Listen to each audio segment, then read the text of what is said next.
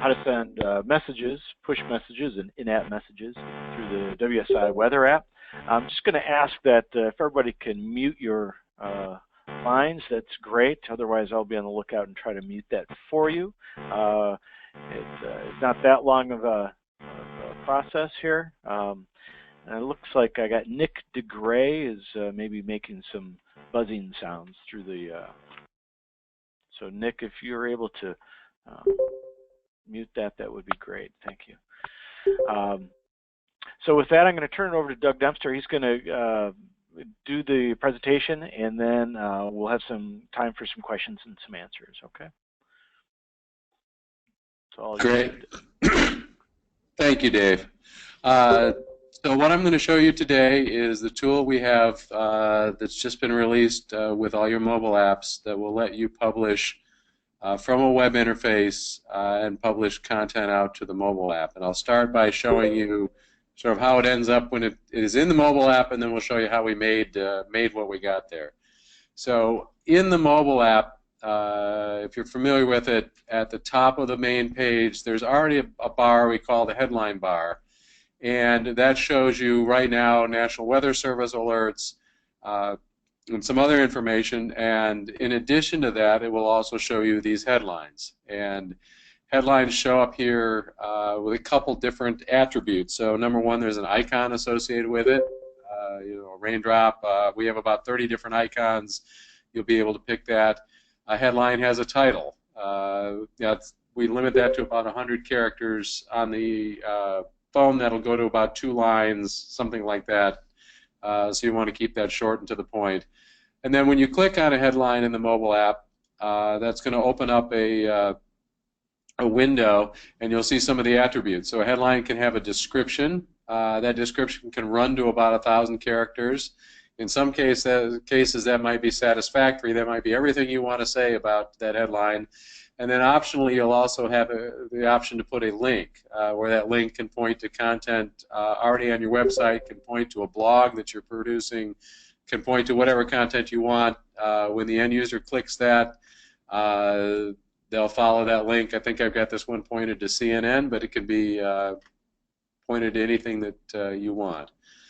So a couple other things about headlines. Headlines have a priority. That plays out in 2 different ways. Number one, well, first of all, there are 2 different priorities, low priority, high priority. That plays out in 2 different ways. Number one, that affects what color will be on the interface. So low priority ones are black, high priority ones are red. And that also affects how it interleaves with any other headlines that are in the app. So if I go to San Diego, which I believe has some other National Weather Service alerts, you'll see that this heavy rain rolls in, which was a user-generated headline, is interleaved with other headlines, so it's at a higher priority than a high wind warning from the National Weather Service. But this other headline that I made, the tough commute, is going to be lower priority than that. So headlines will interleave themselves based on the priority. The other thing to note about headlines, and I'll show you how this plays out when we create one, is headlines have an issue time and they have an expiration time. So it's possible for you to right now make a headline that doesn't go live till 10:30 tonight if you wanted to do something just before 11 p.m. broadcast. Or if it's an event tomorrow afternoon, you could publish a headline. And then at the same token, on the other end of the headline, you could set a headline to expire or to go live right now, but expire at 10 p.m. And you wouldn't have to log in at 10 p.m. The headline would just take itself down. So the other way that headlines play out in the mobile app is we have the ability to send a push alert associated with that. And I can't demo that on this this test simulator. But it sounds like you guys are familiar with doing that via your news app. The idea is you can send a push alert for users who aren't currently using your app. That'll have text and it'll have audio, which will encourage the user to open the app and then see the information we've been talking about here. So I guess any questions so far? If not, I can go and show you how we create it.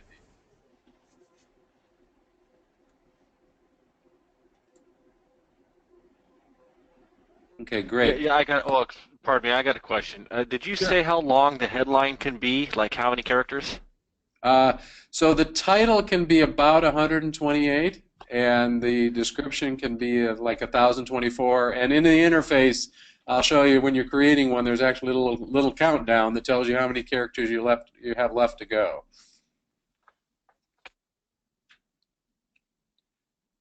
So that's the mobile app, and in this other window, this is the interface you'll see when you log into the URL. Dave, did you send around the links with the training materials to this group? Yes, they should all have that. If not, you can let me know. So this is engage.wsi.com. This is a publicly accessible website. You can hit it within your building. You can hit it from home. You can hit it from wherever. The credentials you'll use here are the same credentials that you would use for the forecast editor if you're using that.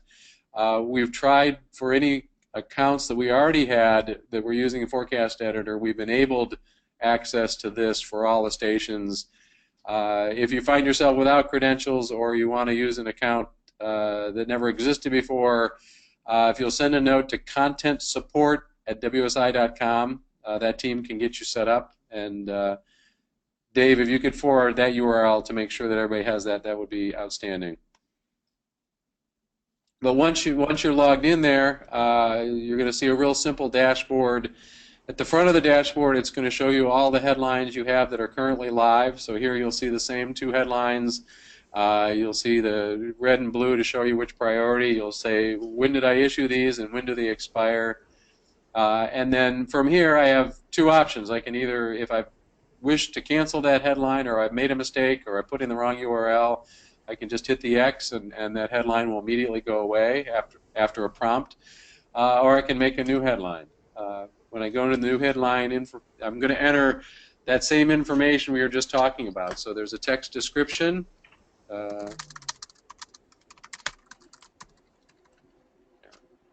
Type that there. There's the title of the headline.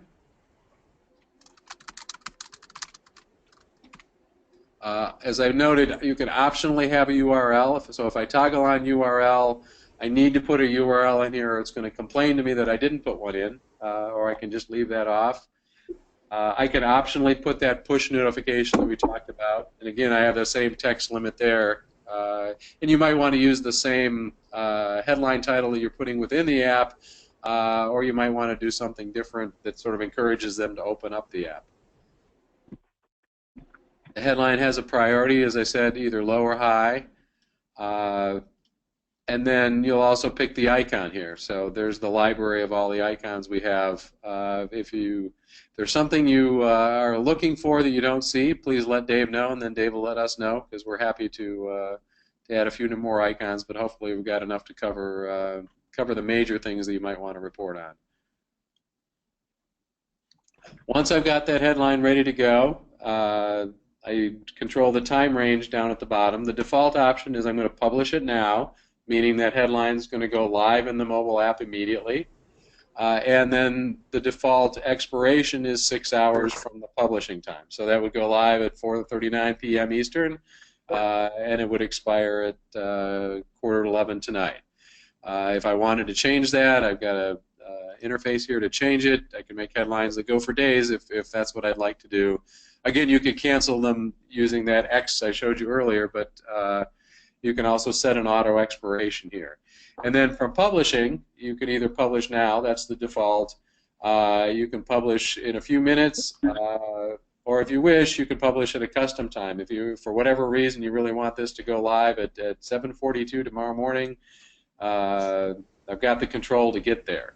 So you can set that up, hit publish now. That will show up in your list, and it'll say published but not live to let you know that it's a headline that's going to become live at some point in the future but isn't live now.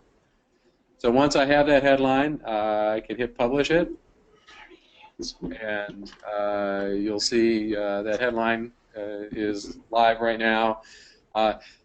It takes somewhere between 2 and 5 minutes for that to make it to the mobile phone.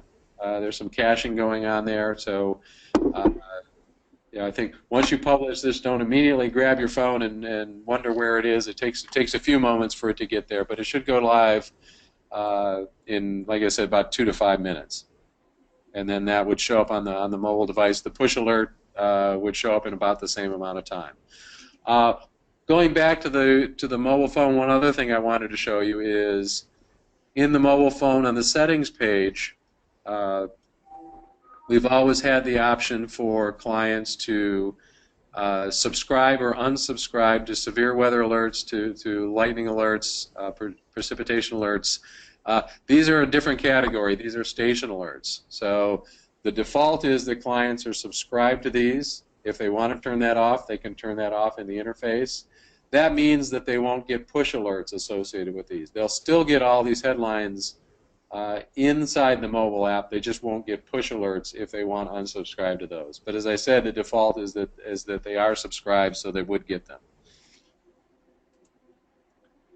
So any questions?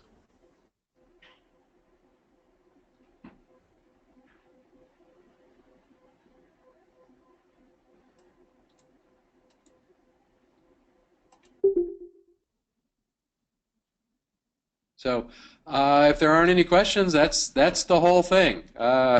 It's not a lot of moving parts. Hopefully it's self-explanatory for the people who haven't been on the call. There is some training material. I'll make sure Dave has the latest copy of that. And then also on our website, Select on Demand, there's some video training that I'll pass on the link to that as well. If people who weren't on the call want to catch up that way. But if you do have any comments or questions, please email contentsupport@wsi.com. They're all trained on this, so they can help you out. And we look forward to any feedback you have. This is the first version. We expect to add to this, augment this with features as you guys share feedback with us. So, any final questions before I let you go?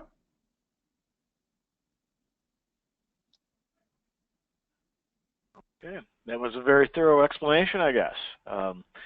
We'll send you out an email here shortly with the recording of this video if you want to share it to other people, and also we'll have the training materials that Doug mentioned earlier. Okay, thanks everyone. Great, thank you guys, appreciate your time.